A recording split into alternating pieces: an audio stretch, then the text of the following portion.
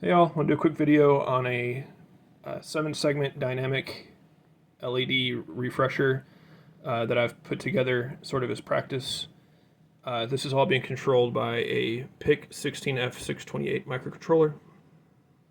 And I was following a tutorial put together by Circuit Bread, which I can link. The tutorial is for the PICK 18F series chip. I had a bunch of these PICK 16s laying around, and I wanted to do some embedded C. This is all coded up in embedded C.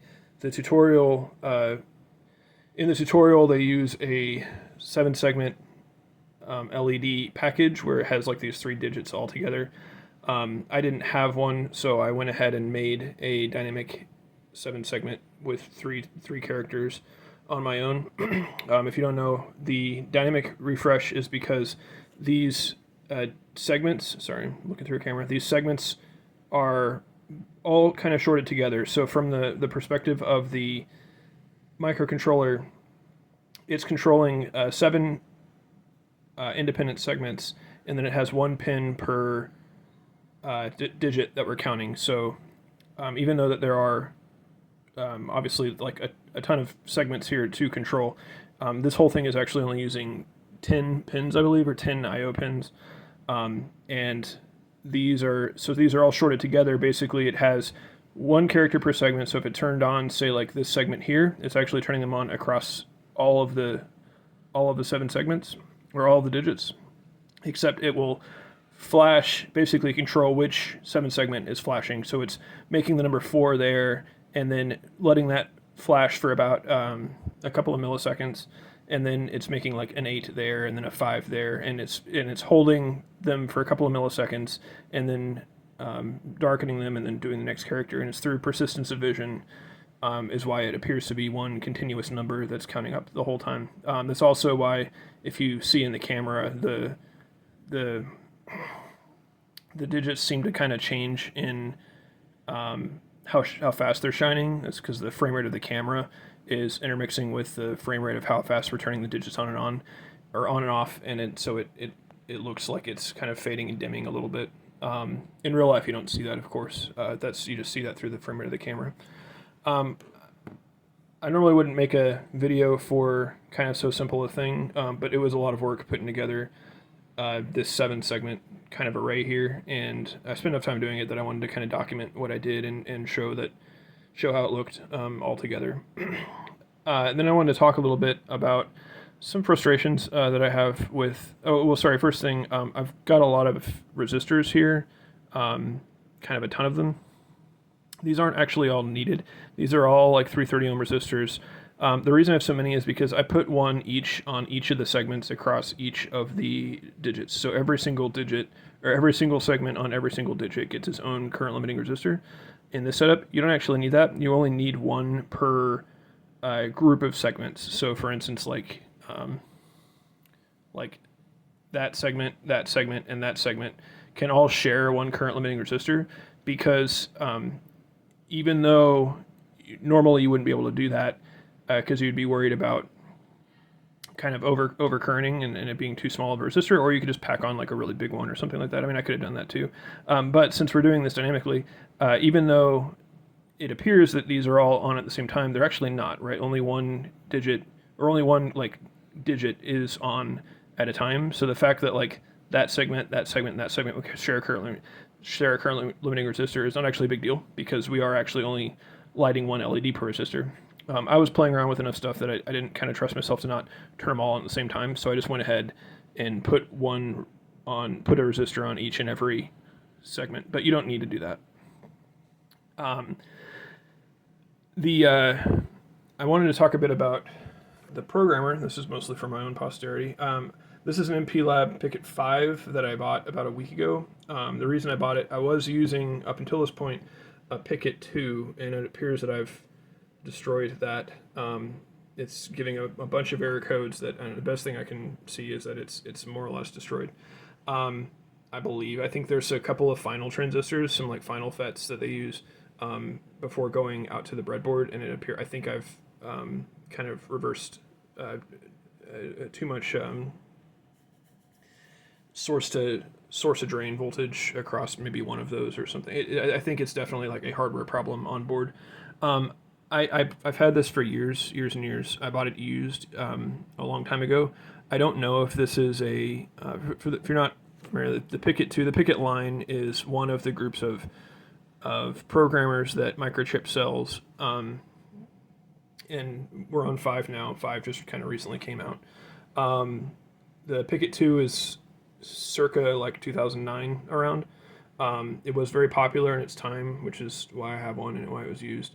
I don't. There is a host of kind of copycat programmers, and so I don't know if this is an official from the factory from Microchip PICKit 2. And also, this is old enough that there's a lot of software deprecation, so there's not really any software support. MPLabX, which is the MPLabs IDE, doesn't support the PICKit 2 at all. There's a separate application you'd have to go and install that Microchip made open source, so people have been maintaining it, but it's still kind of annoying to use. It's Windows only. There is a library you can use in Linux, which I've been trying, but more or less Windows only. So with all those, and with the appearance that I've messed it, and with enough hardship, frustration that I've had programming microchips, I went ahead and bought a PICKit 5 from Microchip. That way I know that this is from the factory, not a copycat device. Should be supported, software supported. And it's gotten a little bit easier to program things in that it's supported through MPLabX. This is current generation hardware, and there's some support for it. However, I'm still having a lot of frustrations that I was hoping to not have just with programming PIC processors in general. The PICKit 5 can use a bunch of different programming protocols, and it can also program a bunch of different chips, right? Because Microchip owns a lot, so it can program a lot of Atmel chips and stuff like that. For this, what this PIC 16 supports, is what's called ICSP, or in-circuit serial programming, and I think it might be just I'm frustrated with that. Obviously, I got this programming now. Originally, I had hoped to use, so I've got to have about 5 pins connected up to the PIC processor. I had originally hoped to use a jumper, kind of like this, to basically just jumper it into the breadboard and do that. When I used the jumper, it did not work at all. It would keep on failing to verify various addresses throughout the chip's flash memory. Did not work at all. It would change how it broke sometimes, but I think it was like low on raising and clear or something, but it would not work at all. The only solution was to get it right in here, not use a breadboard. I tried 2 different kind of ribbon cables, thinking that maybe this one was bad or intermittent or something, but no luck. Plugging it directly into the breadboard worked. Obviously, I didn't want it standing up all the time. That's not very structurally sound, so then I built like a breakout board so I could sit it sideways and give it some structural support, and that appears to work, kind of. It'll program fine. However, right now the PICKit is programming this board, so it's programming the whole circuit right now.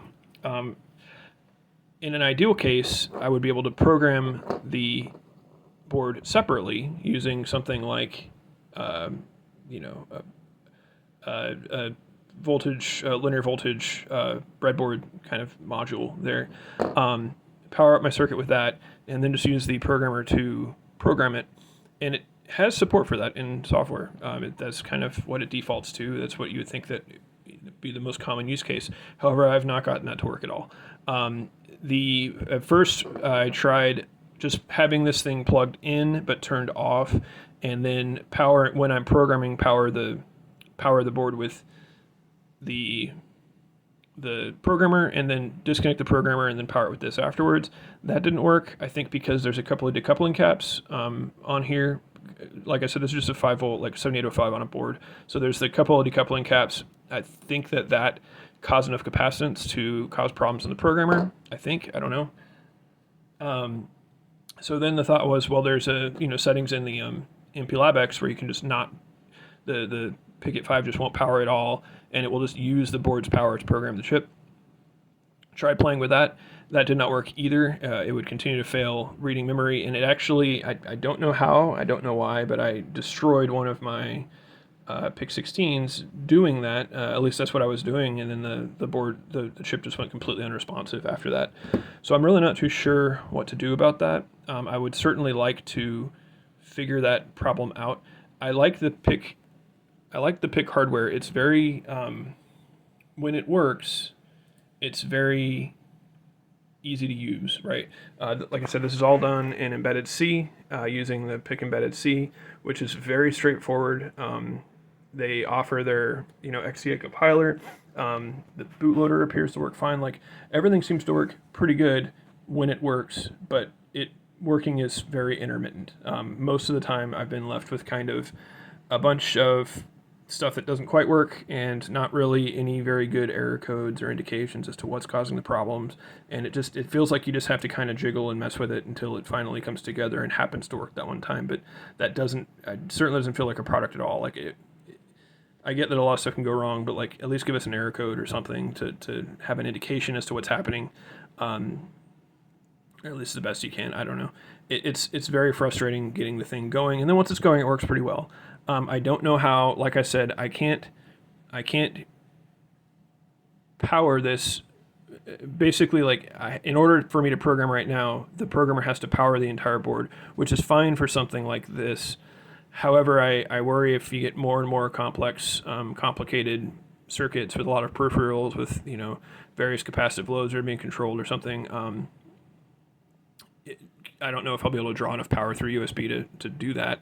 And then obviously because I had to detach this thing completely. Like I said, just having this module on the board stopped the whole programmer from working. Well, if you're doing something like an SMD circuit where I've got voltage regulation on the board, and obviously because you'll need that for a normal use case, but then you obviously want to program the board throughout. You'll have like your debug pads or your Pongo pad. You'll have like debug packs to go in and program stuff after assembly. What happens then? Because you've got your voltage regulation on there. I'm sure that there's answers to it. PIC has been around forever, which is why I was trying to get into it. This is like they were the OG of getting microcontrollers out, or one of the OGs. So they've been around a long time. And like I said, when this stuff works, it's very fun to It's very fun to play with. It's very fun to work with. Their C syntax is super straightforward. It's pretty great. It's just getting your code on the chip is caused me some frustrations that I hope to figure out across two separate programmers. But anyway, all of that to vent a little bit to the internet and to document this dynamic LED counter that I put together over a couple of days. So.